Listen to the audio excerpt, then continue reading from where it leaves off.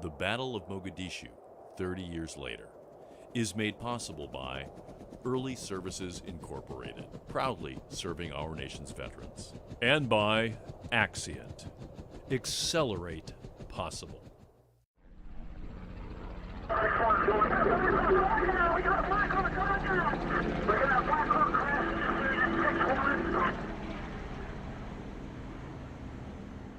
It was a mess. There was starvation, there was political unrest, it was a civil war, basically. Somalia, 1992. A small, little-known country in the Horn of Africa. Relief organizations were trying to help, but they couldn't do anything because of the threat of all of the clans trying to steal the food, and it was a train wreck.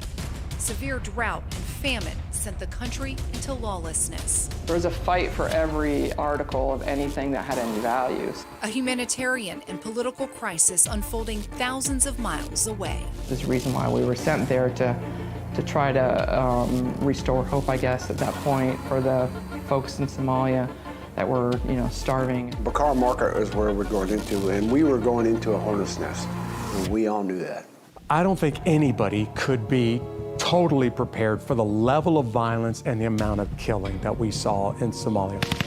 Early October 1993, the world watched as U.S. troops fought in the country's capital city of Mogadishu. Very quickly, it was up on the news, and we were watching it on CNN. We were watching them drag bodies through the street. Their bodies are being desecrated, and the news is reporting it live. They suffered more dead and wounded in a matter of hours than in recent years of operations combined. 2 U.S. Army MH-60 Black Hawk helicopters shot down. An American pilot held captive. It's a psychological battle. I mean, I had some major injuries, but in the end, it's a psychological battle. We were just absolutely furious and wanted to absolutely level that city. Like, this is personal now. You can train all you want, you can train at the highest level, but until that situation involves an enemy, loss of life, crashes, shoot downs, whatever, that changes the whole dynamic. The battle itself, known around the world as the Black Hawk Down incident.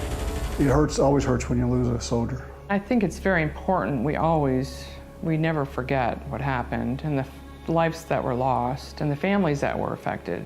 For the last 30 years, there's been a silent battle fought every day.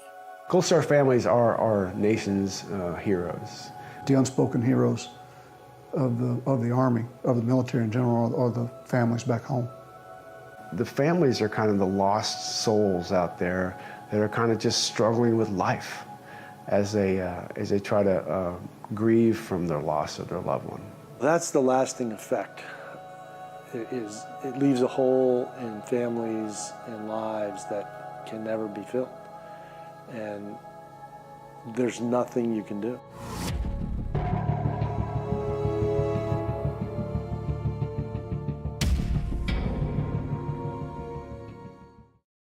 The Battle of Mogadishu at that time was the most intense urban battle since the Vietnam War. It's more than just a story of capture and survival. It's a story of faith, hope, and love. Faith in the assurance of things hoped for, the conviction of things unseen. Hope for a brighter future and to fulfill promises. And love. Love for your country, your fellow man, and your family. The kind of love that never dies. Way 31 sat down with those whose lives are forever changed since that fateful day.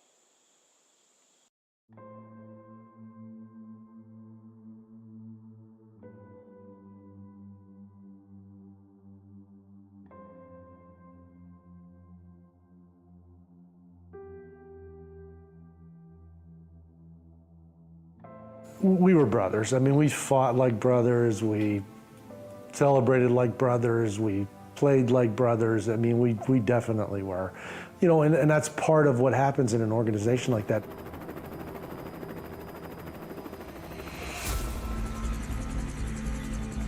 A ranger in the 75th Ranger Regiment is a guy or a gal who, if their arms and legs were shot off, would continue to crawl with their face until there was no blood left inside them.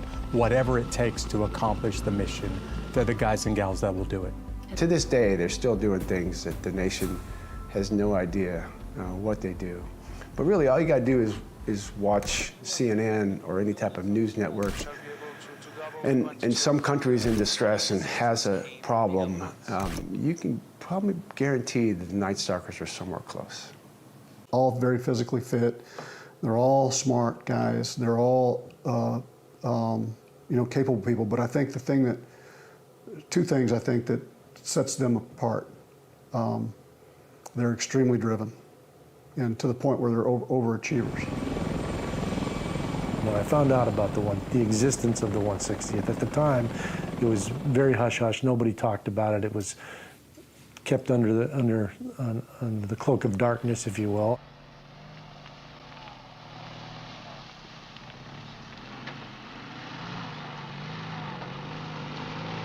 At every level, officers, enlisted, pilots, you name it, they were the top tier guys. We got called up to look at Mogadishu because it was falling apart. It was a mess. There was starvation, there was political unrest, it was civil war, basically.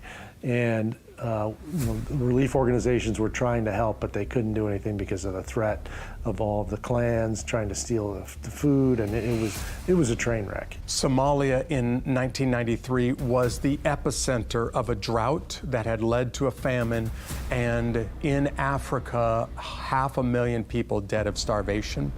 Well, most of that famine was centered in Africa around Kenya, Ethiopia, Somalia, Eritrea, Djibouti.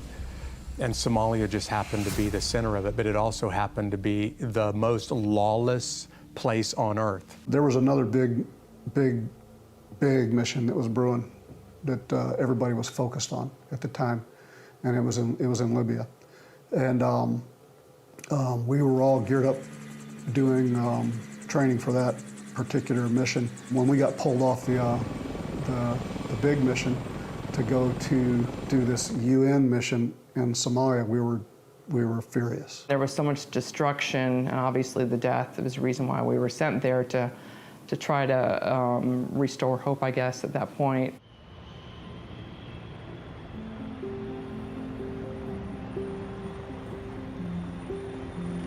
I left home one day before my first son's first birthday. What was weighing on my heart in Somalia was my family, because I had been married to my high school sweetheart for a couple of years. We'd been trying to have a baby, and she wrote me a letter right after I got to Somalia saying that she was pregnant. I have a 15-month-old boy at the time that I've got sole property of. When I left, I thought Dan was going to be home, but not having either parent home is really heart-wrenching for both parents. The funny story is when I got there, my wife didn't even say hi, and all she wanted to know was where my son was. That was heart-wrenching, even doubly from when I left, because I was prepared for that and not prepared for the fact that my son would be not having a parent. We got over there, and very quickly it was apparent that, hey, this is gonna turn into something, because I think the very first night that we landed, we got hit with mortars. So definitely tensions were escalating.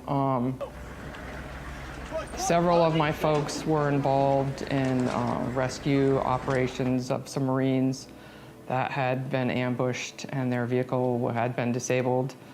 So they successfully rescued them. Very heroic actions. Every few days we'd go, do a mission in Somalia. We were looking for a deed. We flew sometimes multiple times every day, but we definitely flew every day. And some of those were just to show that we were there. Some of those were to go do some small arms training, practice some contingencies, those sort of things. We thought we would be done in about 6 weeks. We're now 12 weeks in, and we still haven't caught the #1 bad guy we're looking for. And we're getting a lot of pressure from President Clinton's administration to wrap this thing up and to get out of there.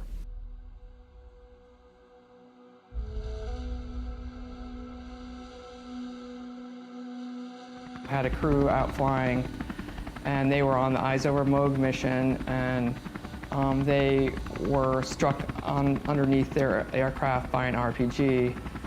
Aircraft burst into flames. Aircraft pilot and co-pilot, the three on the back of the aircraft, were instantly killed.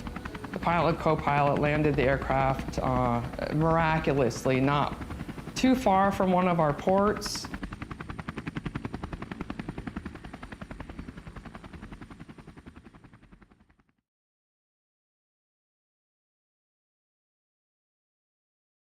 We realized that we were vulnerable. I don't think we saw the RPGs, rocket-propelled grenades, as a significant threat until that moment. We took Super 6-1's aircraft, we took Donovan Bradley and Cliff Walcott's aircraft, and we rehearsed a down aircraft scenario after 25 September, just to make sure that our TTPs were in place to handle that down aircraft if something, and obviously when something happened. Yeah, who would ever thought that rehearsing that was the fate that we were about to run into in a week, you know? We actually sent a request up the chain of command for a tank, which doesn't sound like a good solution for search and rescue, but it's the perfect solution. And had we gotten that tank, we probably would have avoided a lot of casualties. Didn't have the luxury of sitting around planning out a specific mission set and then executing on it on our timeline. We had to be able to, whenever they showed up, be able to deploy and conduct the operation on their timeline.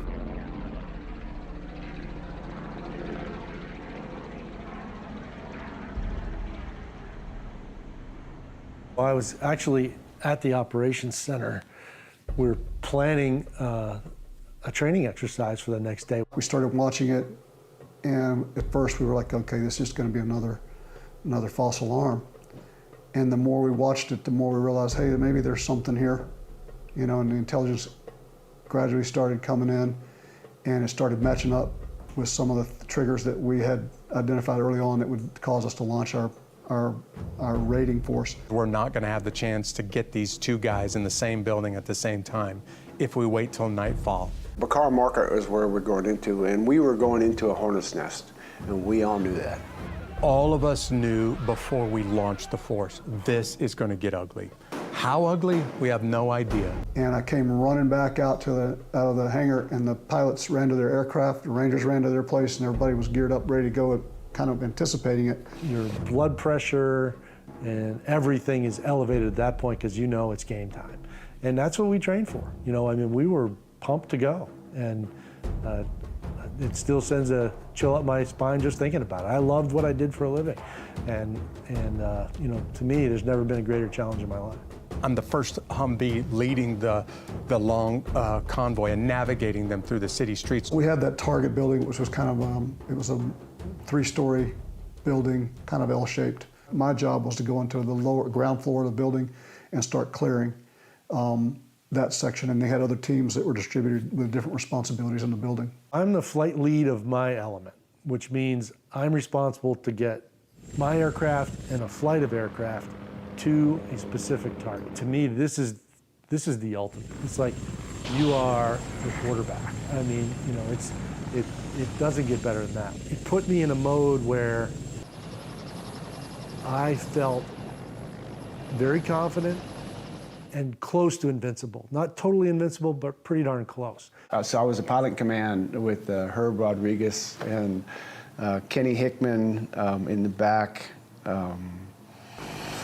We were the combat search and rescue aircraft. So we had doctors on board, we had litters on board, we had medics and guys that were focused on combat search and rescue of a downed aircraft. So that was our primary role and responsibility. This is daylight. This is really, really dangerous. This is the heart of the part of town that's controlled by ID, the guy we're going after, which means we're essentially going into his front door, and we don't have any backup. All of us knew that. Because of the speed and violence of action and our aggressive nature, we thought we could get in and out quickly. We start to come under gunfire before we even get to our position, and we stay under gunfire. Clearing the building went really well. We actually had a couple of guards in our section of the building that laid their weapons down immediately. They didn't want anything to do with a face-to-face fight. And then we got called to consolidate on the second floor. I'm orbiting with my flight north of the city. I mean, we're done because the exfiltration is supposed to be by ground vehicle. So we're just a contingency force at this point. We were grabbing as much paperwork as we could so that we could look at it later and get some intelligence off of it. And we were basically preparing to leave. And while we were coming in, the bird behind us that was a Black Hawk dropping off another Ranger blocking position had one of the young soldiers fall out of the helicopter. And so they were out there treating him and getting him ready for movement, which takes a little bit of time. We get the call that Todd Blackburn, one of the Rangers who left the Black Hawk to slide down the ropes, missed the rope, and he landed in the city streets head first. And the longer you're on target, the more those guys are coming in to fight, and then your aircraft that are supporting you are having to come in and do more support. So they're engaging with their little birds are engaging with their guns. We had a Black Hawk gunship that Cliff Walcott was flying, and they're coming in close to give support, and so you're just exposed more. So I hadn't even been on the target for 5 minutes when my commander was calling me, ordering me to take Blackburn, me and my men, take Blackburn back to the base, get him back to our surgeon, come right back out here, link up with the force about the time that they're ready to pull off the target. And on the fight back, I went through the most intense gunfight I've ever seen in my life. Nothing else has even been close. And just a few inches behind me was the best machine gunner I have ever seen in the Army. His name is Dominic Pilla, and he took a round in the forehead right behind me while we were making our way back to the base. And Pilla was dead before his body even hit the floorboard. And the vehicles were completely riddled with bullet holes, and we hadn't even been out there for 10 minutes by the time that I get the mission to take Blackburn back to the base. And what we went through just getting back to the base to drop Blackburn off, frankly, none of us should have survived. Then the worst of all possible contingencies happens, and Super 6-1 is shot down. And Eternal Optimist, okay, they got shot down. Cliff and Donovan will be, grabbing their weapons and jumping out of the aircraft and, making their way to a rendezvous point before you know it. And we'll just clean this thing up and go back and talk about it and beat each other up and we'll move on to the next mission. Never in my wildest dreams would I think that both Cliff and Donovan would die when that aircraft hit the ground. I still think it was just the absolute $1 million shot that brought down that helicopter, but that's when I knew. I was like, okay, things just really changed for us. No longer are we're packaging up, getting ready to leave. We're going to be here for a while. When Cliff and Donovan got shot, and Super 6-1 is going down, that changed everything. Because now the ground force didn't know what to do. I've got the CSAR package, the Combat Search and Rescue package, on board. So I know I'm going to be engaged, if I can, to go help these guys out. You can train all you want, you can train to the highest level, but until that situation involves an enemy, loss of life, crashes, shoot downs, whatever, that changes the whole dynamic. So we knew what direction it was and kind of how far away it was, but we really had no idea of the pinpoint location of it on a map. So we just started moving generally in the direction that we saw the helicopter go down in. And immediately, once you stepped out of the building and onto the street, we started encountering fire. So when I realized, okay, game on again, was when the commander called and said for us to replace 6-1 over the target. And again, we're eager to do it. The guys need help on the ground. We're on it. Keep in mind that the Somalis also saw the bird go down, so they're rushing to get to it as well. So it kind of became this race to get there and own that piece of ground. What they were doing is kind of skirmishing, I guess, for lack of better terms. They were paralleling us on its roads, and every time we'd cross to an intersection, they would, several of them would just empty a magazine of AK-47 rounds at you, and then you'd fire back and they'd run, and then they'd reconsolidate, and they'd follow you up to the next corner and fight. We get there, and aircraft comes in, and I'm on the controls, and we go up over the top of a wire, and at this point in time, we have crowds assembling all over the place, and our poor door gunners in the back are not firing because there's so many innocent civilians surrounded by soldiers. Of course, while we're treating casualties, it started to get dark, and then things started to change for them and for us, and probably better for us. We weren't equipped with our NVGs because we went in the daytime. Big lesson learned for me. Just because you go in the daytime and it's going to be 15 minutes doesn't mean that things aren't going to go bad. You're not going to be there all night. So you go in like you're going to be there forever. Even in a loud aircraft, helicopter like that, you can hear their little metal tink, tink, tink as you get hit with small arms. And then at some point in time, I get a dynamic rock of an RPG that hits a main rotor blade that causes me instinctively to pull power or increase power of the aircraft and immediately go up out of there. Kenny Hickman in the back as a crew chief starts yelling at me because we've got people on the rope. And so I don't know how high I got. It must have been a couple, 300 feet. But anyways, Kenny, through the chaos, was able to tell me to stop. And then we hovered back into the hole with that damaged aircraft long enough to save those guys' life.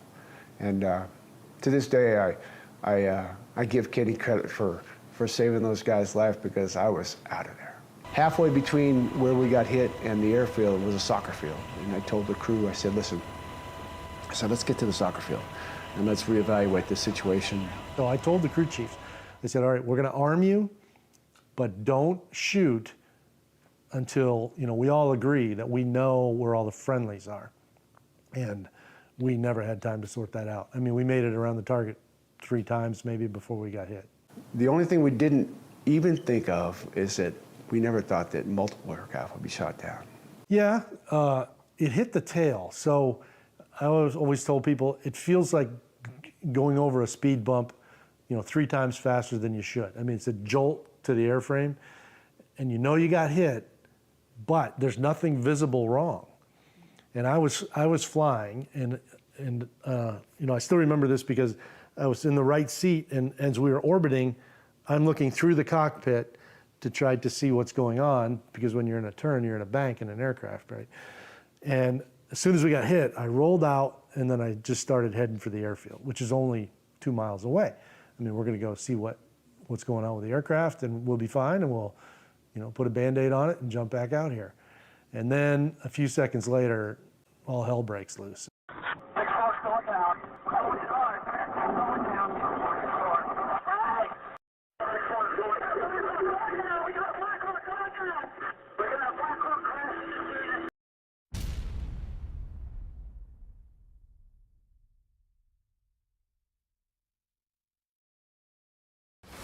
Cliff Wolcott's helicopter went down in the north part of the city. We have a small reserve force, the search and rescue force. We've already put them in at the crash site.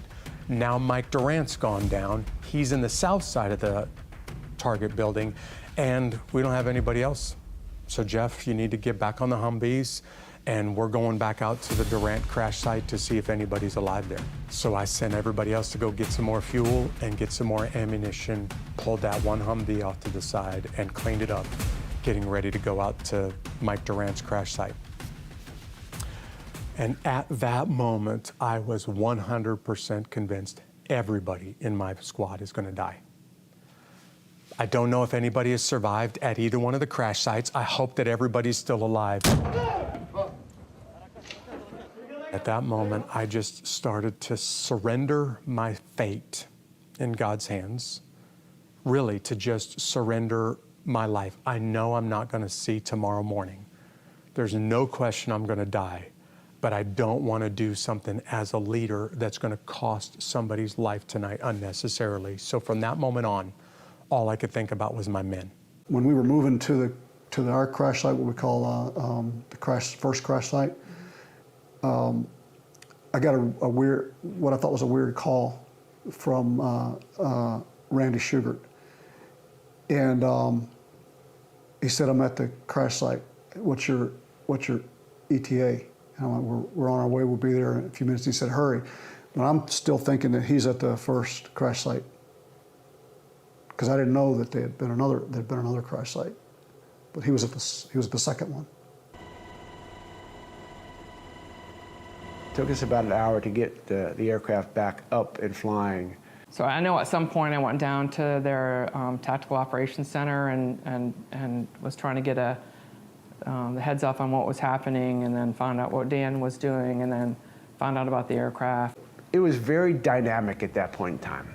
So now we have 1, 2, 3 aircraft down. So I was unconscious, we think, for maybe 8 minutes. Now I remember, we got hit and we're on the ground and somehow I'm alive, because you could argue that was really not a survivable crash. Hurt pretty bad, but didn't really feel anything yet. There's debris in the cockpit. I pushed a piece of tin roof out of the cockpit so I could see what was going on. Frank is moving around, so I know he's alive. I can hear the crew chiefs. They were hurt pretty bad. They don't have the survivable seats like we do. At least they didn't at the time. And it was a very, very hard impact. And it's hard to say if they would have survived, even if we could have got them to a trauma center. I know they were hurt bad. Ray got out of the aircraft as I was sort of getting settled and realized, with this broken femur and broken back, I can't get out of the aircraft. So I'm going to just fight it out from here. He made his way out. His injuries were similar, but he had a lower leg fracture, not a femur. And he was able to get himself out. I don't know exactly how. We were flying with the cockpit doors removed, so at least he got one less thing you got to deal with. And then, as I understand it, he made his way over to a tree near the aircraft, but I never saw him again. I know he was killed by gunfire. I reached down and I grabbed my MP5. So the first thing is, that's a 9mm submachine gun. The first thing is obviously survival, right? Defend yourself. And I hadn't got much further than that in my thinking when Randy Shugart and Gary Gordon are standing by the cockpit. I think after a few minutes, I began to realize, okay, there's only 2 guys here. So is there really such cause for optimism? Because we're surrounded, and they're as good as they are, they're resource limited, and at some point, we're not going to be able to hold our own here. And as it turns out, that's what happens. They run out of ammunition, are both shot, and they both lose their lives.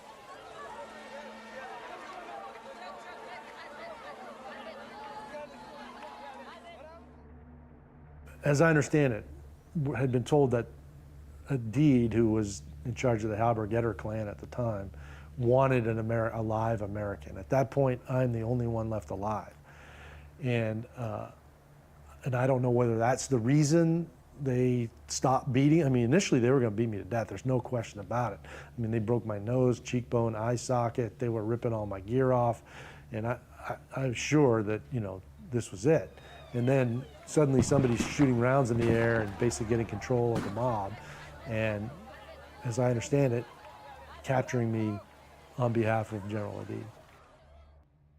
To think you could be there for years, I mean, you can't process that, right? And so I just said, look, just do what you need to do today. I'm constantly trying to solve the problem.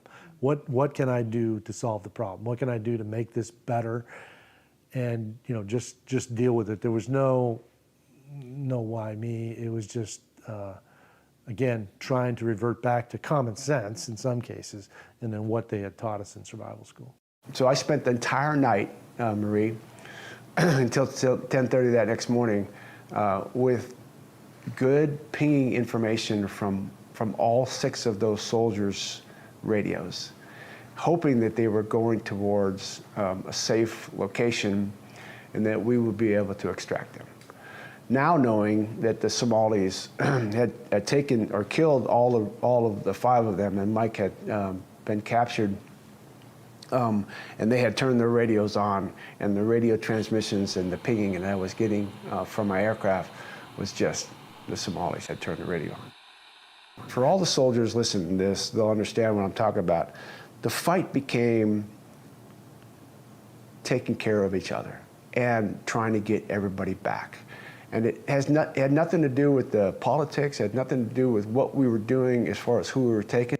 It was all about getting people back and protecting each other as we continue fighting this battle. Basically, half of us that went out there that night were killed or wounded. And frankly, all of us should have died. And the half of us that survived, to a man, almost every one of us have said, there's no explanation why I'm still here. I shouldn't be here today. And I just attribute it to my faith in a sovereign God who controls what happens on the battlefield. I just do my job and the rest is in His hands. My crew stayed together that entire night, and at 10:30 in the morning, they finally called it and said, we didn't know Mike was captured at that point in time. I don't know if we knew, I don't think we knew anything of the story of the bodies being drugged to the city or anything else at that point in time. It was crushing. I mean, I had hoped that Donovan had survived all night long, and when I was told, it was hard. And like I said, at that point in time, we just hoped that Mike and his crew were okay. I had no idea there was a second crash site until the next morning. When we got back to the base the next morning, I never got a chance to fight my way to the Durant crash site. I tried to get there from multiple parts of the city and was never able to get to Durant. Very quickly, it was up on the news, and we were watching it on CNN. We were watching them drag bodies through the street. Knew about Mike, and we were just absolutely furious and wanted to absolutely level that city. Like, this is personal now, and it was just gut-wrenching to have to sit there in that hangar and feel like you were powerless when you just want to just go up and carry every round of ammo you could carry, just go out and start laying waste to the city until they gave yours back. We watch what the whole rest of the world watched. We watched our friends being dragged through the streets, their bodies are being desecrated, and the news is reporting it live, and it's just a few hundred yards away from us. And we're all leaning in to try to see if we can make out that tattoo or that birthmark to figure out who that body is, as the Somalis are brutally desecrating them. And the news is showing this for the families to see and for all of us to see. At 1 o'clock or so in the afternoon, I get woke up by Stan Wood, and it says that Mike's alive. Amazing. Amazing feeling. But I knew that he was focused on finding Mike, because if there's someone out there alive, they want to make that they, that think is potentially alive, or the crew was potentially alive, because there was a lot of uncertainty. I think that his focus was on making sure that they could find him and get him back. Our focus was getting Mike back. Submarine Black Hawk pilot. Black Hawk pilot.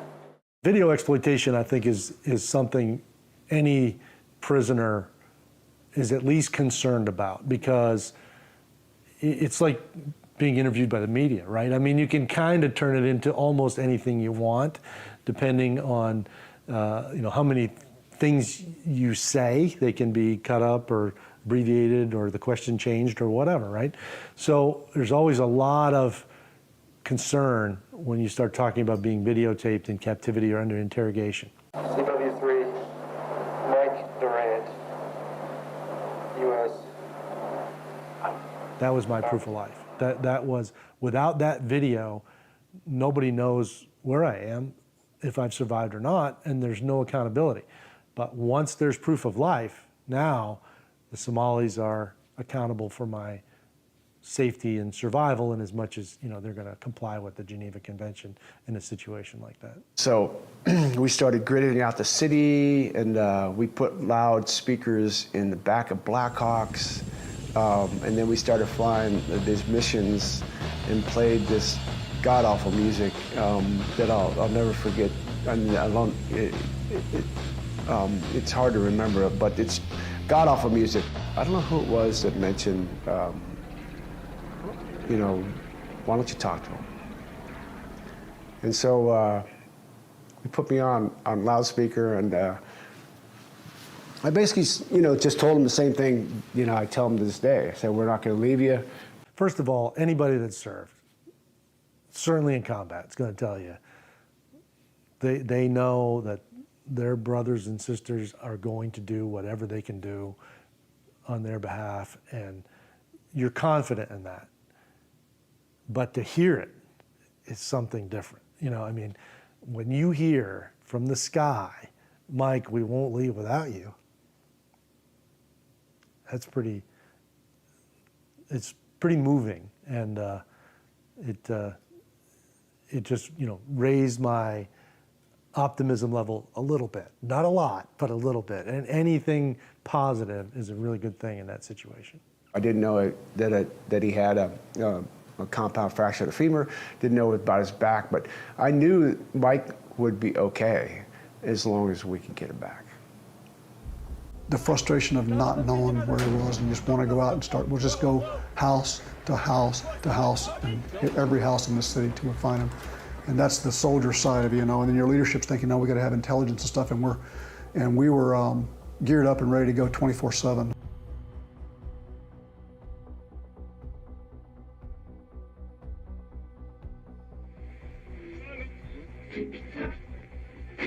Connection to the outside world, knowing what's going on, or at least the media's version of what's going on.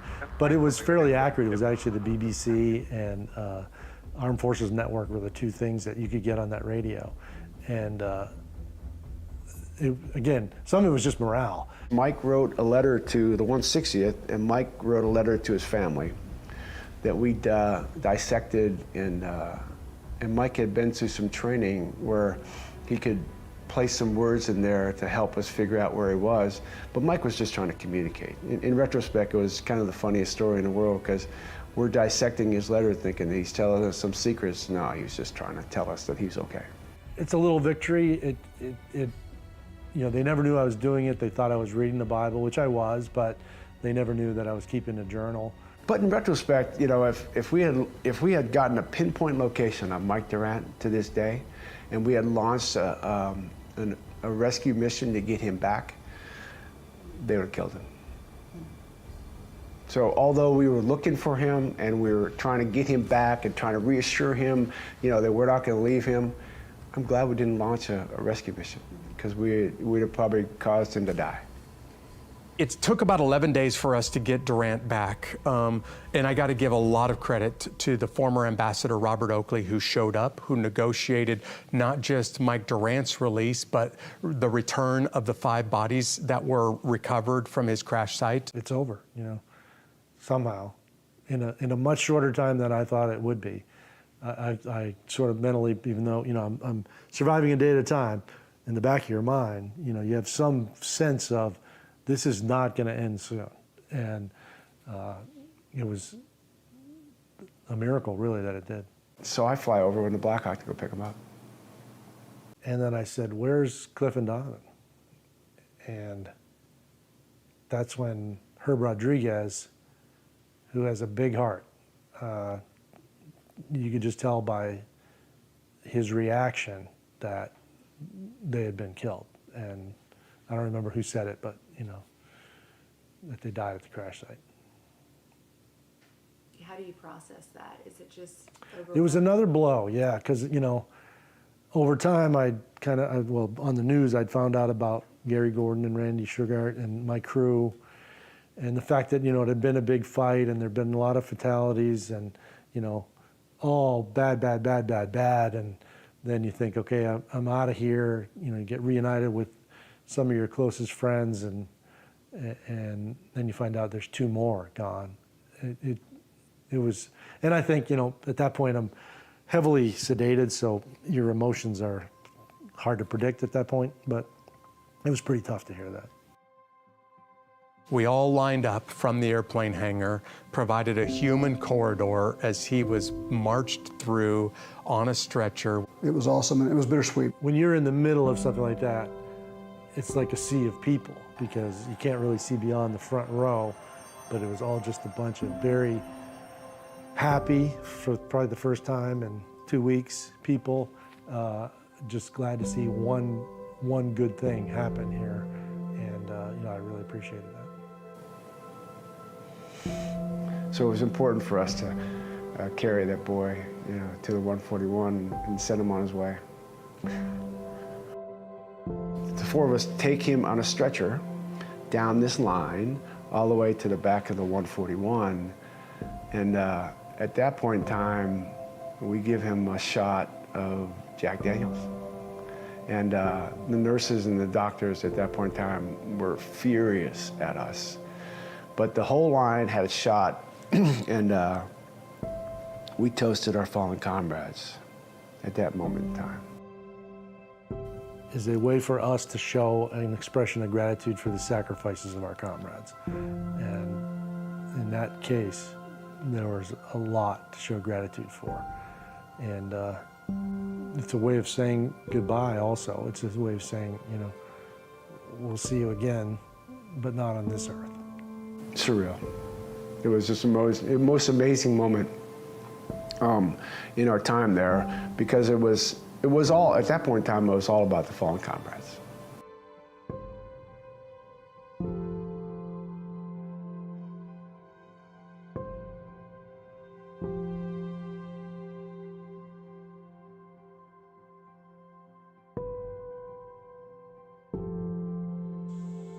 A few days after the battle, another American soldier died in a mortar attack on the compound in Mogadishu.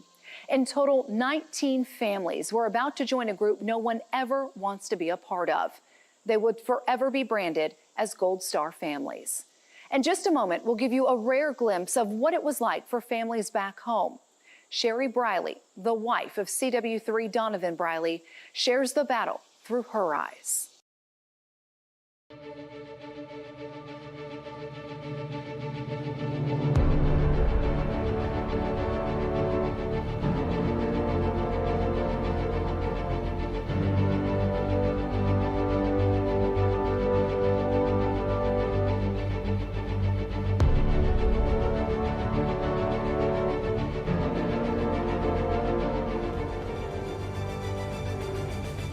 Axiom, accelerating possible. Early Services does commercial, HVAC itself, plumbing, and service. It's going on 4 generations, from Mr. Early himself, his daughter, to his grandson. This couldn't be a better place to work for. They believe in veterans. The biggest reason why we hire veterans is because of the discipline, the camaraderie. We get a lot of great leaders that come in, and being able to put them in some good places. Yes, this is a business, but outside of the business itself, it is a family. You're watching a Way 31 special report. For more information on the Battle of Mogadishu, web-exclusive content, and behind-the-scenes video and photos, visit the Remembering Mogadishu section on waytv.com and on our Way 31 News app. While you're there, you can also find ways to support these organizations, veterans, and most importantly, our Gold Star families. Thank you for watching.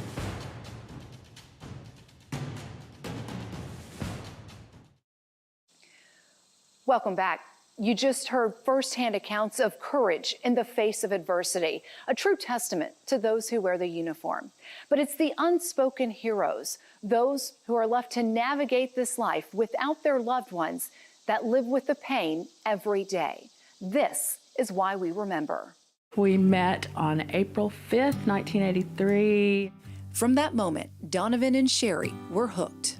He was very likable. I mean, I think one of the things was that people, he was honest, and he would just, you know, he might tell you something you may not like, but he's not gonna, you know, hold back. They dated for almost a year before he went to flight school. I just remember just bawling, thinking, oh my gosh, I'm never gonna see him again. You know, how am I gonna, you know, I mean, the only way they can call is collect. And I remember he you know, called,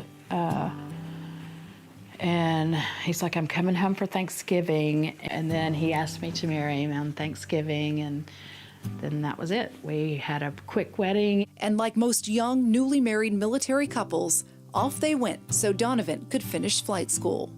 That was our honeymoon, driving to Fort Rucker, Alabama. Flight school was the best. I'd never been away from home because I went to school right here after high school, so I didn't really go out of state for college. And just all the fun things that I never would have experienced. I have wonderful memories of the initial introduction into the military because of just the closeness. Several years and a little girl later, Donovan would join the 160th Special Operations Aviation Regiment in Fort Campbell, Kentucky. The neighbors, I'm still, you know, we are still in very close contact in Jordan. You know, of course, grew up with the kids there, and they all have kids now and still stay in contact with one another. Life was good. Even though, you know, you think about this big military, it's very close-knit, and aviation is even closer, and it's very small, and, you know, just the friendships and the love that they show the families, that, you know, that's kind of what, I know it helps them as much as it helps us to be a part of a unit. In August 1993, the pilots set off for what they considered to be a regular mission. With the guys gone, the wives connected, becoming even closer than before. The wives and the children, we all did things together. We did coffees, we did, you know, just game days and play dates, and it was because that's all we had. And Sunday was a third, and we're all getting ready to go to church. Well, I get up and I'm thinking, you know what, I'm not feeling that great. And plus stuff was on the news, and I kept calling back to the commander's wife, and I'm like, is anything going on? Do we need to, I mean, is there anything that we need to know? Or no, nothing, we don't have anything. I mean, the rear detachment didn't have anything. Sherry and their young daughter were in Texas for the weekend, visiting some of Donovan's family. She remembers the uneasy feeling that stayed with her the whole trip back to Fort Campbell that night. I get a call and it says, you need to be at the bunker at such and such time. They called like 3 different times. And so by the second time that they called, and, you know, a couple of us had bag phones, so we were able to be in contact with one another. And one of the wives that I knew had called, that I could speak to, she came to me, and at like 4 o'clock in the morning, I am taking my daughter to the house across the street. And I said, something's happened. I don't know what it is, but I need for you to, you know, get Jordan, you know, get her ready whenever y'all get ready for school, and y'all go on to school. We left. As soon as I dropped Jordan off, I called my boss. I woke her up and told her, I'm sorry, I'm not gonna be in today. Something's happened. I don't know what, but something's going on. And my friend gets there and ends up that she puts her phone in my car. I mean, we hooked her phone up. So, I mean, mine wasn't on, but while we are driving is when Lori Durant gets a knock on her door. And it's saying that her husband is missing. And she calls us and tells us. And, you know, we're headed to the bunker because we are on somebody's name. We're on somebody's list to be there for support. And, you know, then I start thinking, oh, you know, I haven't heard from my friend Lorraine. I haven't heard from, all these names that are popping in my head thinking, oh my gosh, who am I going for? The notification team tried to call Sherry to tell her to stay home, but she was already gone. We get to the bunker and the rear detachment guy is standing there, and I tell him who I am, and all of a sudden, going into that bunker, I hear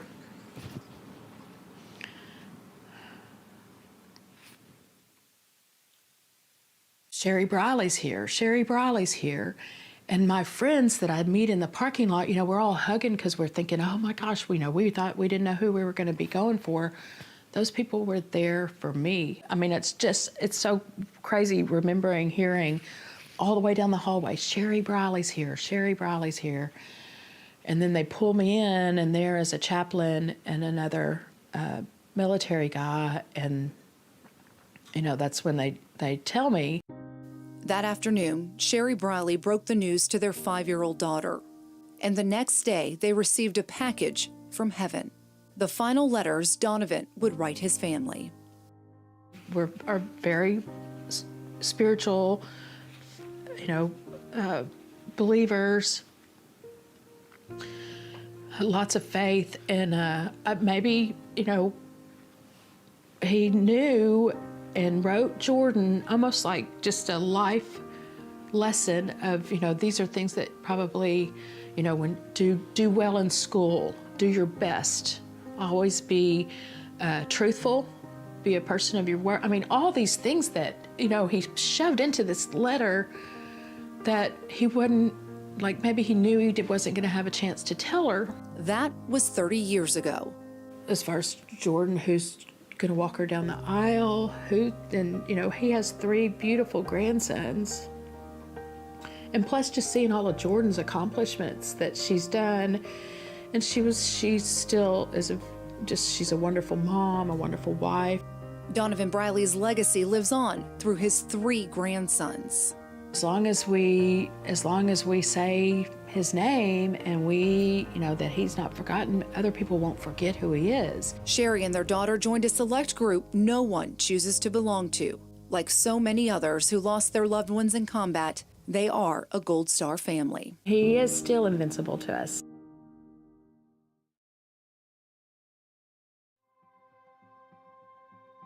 Gold Star families are our nation's heroes. I mean, besides their husbands or wives or their significant others losing their life in combat in defense of this nation, the Gold Star families have to suffer through all that loss. That's the lasting effect.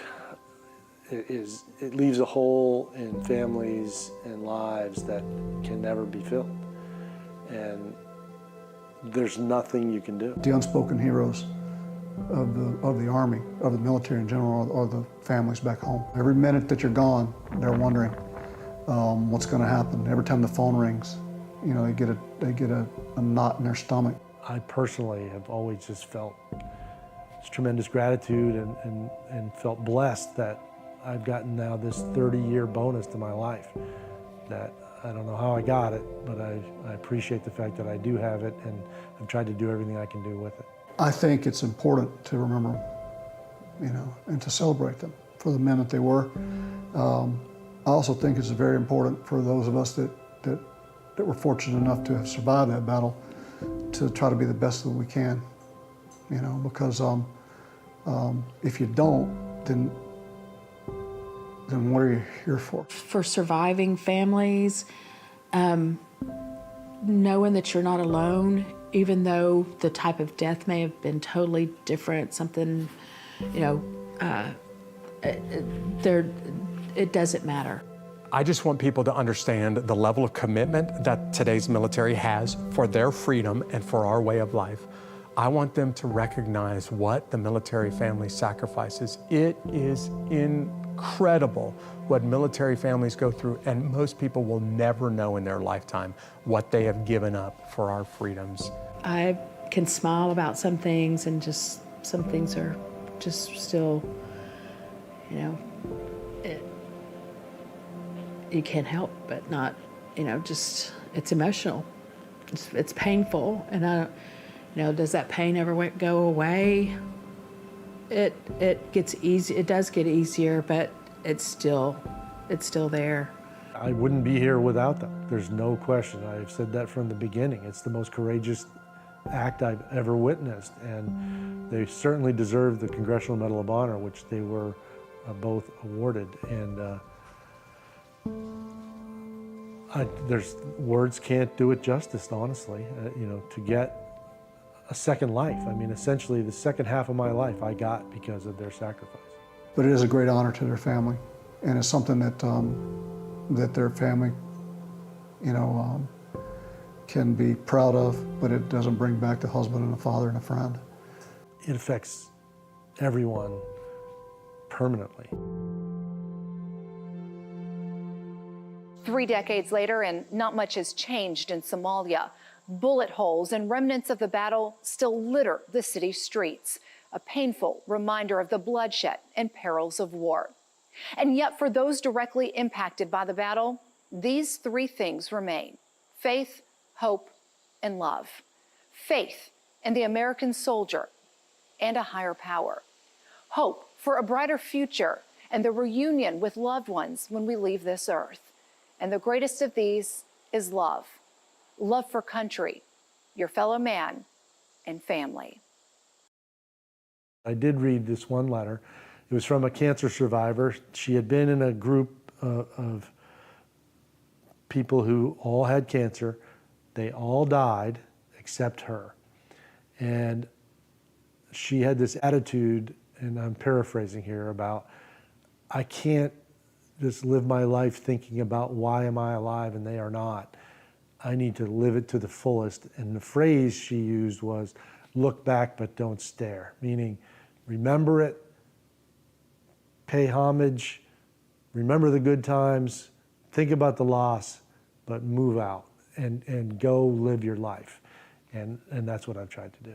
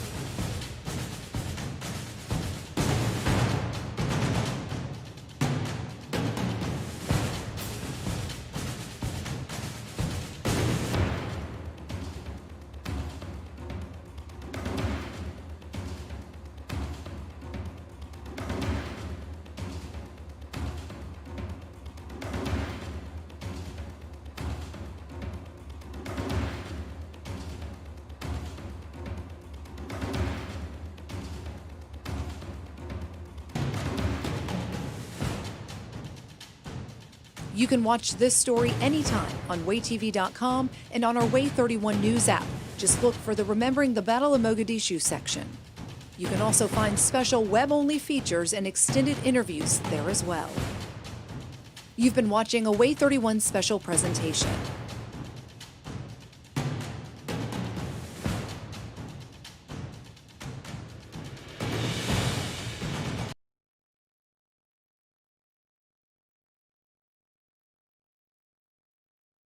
Way 31 News at 5.